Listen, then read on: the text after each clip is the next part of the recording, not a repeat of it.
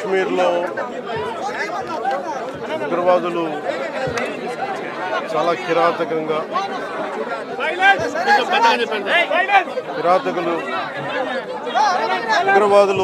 కశ్మీర్ ఉగ్రవాదులు చాలా కిరాతకంగా టార్గెటెడ్ కిల్లింగ్ చేసిన విధానం అక్కడ తూటాలు పేలితే దాని ప్రకంపనలు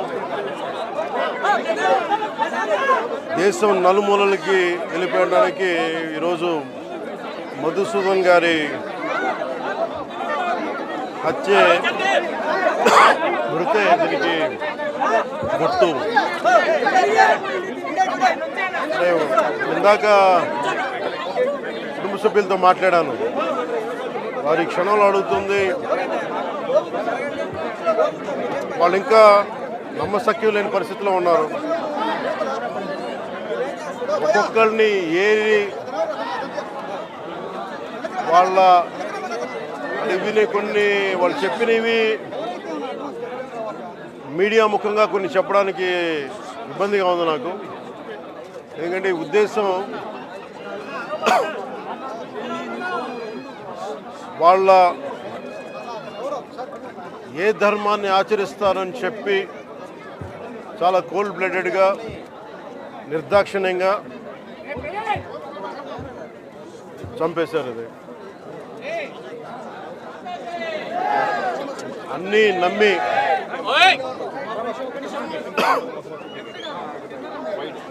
కశ్మీర్లో అన్నీ ప్రశాంతత ఉంది గత కొన్ని సంవత్సరాలుగా, అన్నీ బాగుంటాయి అని చెప్పి వెళ్తే మేము తిరిగి ఇలా ఈ పరిస్థితుల్లోకి వాళ్ళు, నాకు కూడా బాధ, ఇంకా గుండెలు ఉనికి నేను మాట్లాడలేకపోతా ఉన్నాను.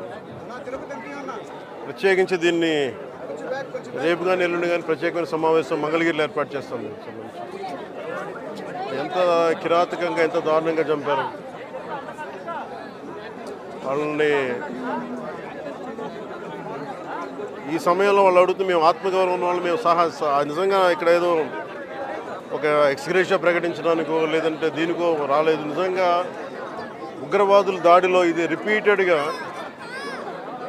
ఎందుకంటే నేను 86 నుంచి 89 వరకు నేను కాశ్మీర్లో ప్రతి సమ్మర్లో అప్పుడున్న పరిస్థితుల్లో షూటింగ్ల వల్ల వెళ్ళేవాడిని, నేను పనిచేసేవాడిని.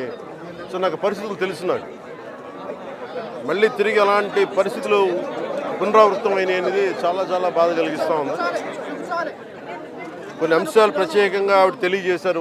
వారి అమ్మాయి కానీ వారి అబ్బాయి కానీ వాళ్ళ పడ్డ క్షోభ చాలా చాలా వివరంగా తెలియజేశారు. ఎంత సాడిస్టిక్గా, ఎంత మెథాడికల్గా, కోల్డ్ బ్లడెడ్గా చంపేశారు చెప్తుంటే అసలు కడుపులో బాధ ఉండలు చుట్టుకుపోతాం. అందుకని ప్రత్యేకించి ఈ సందర్భంలో కాకుండా సమయం అవుతుంది అన్నారు. అందుకని ప్రత్యేకించి మళ్ళీ నేను మంగళగిరిలో ఒక మీడియా సమావేశం ఏర్పాటు చేస్తున్నాను. రేపు కూడా వైజాగ్ వెళ్తున్నాను. వెళ్ళి వారిని కనుక్కొని ఒకసారి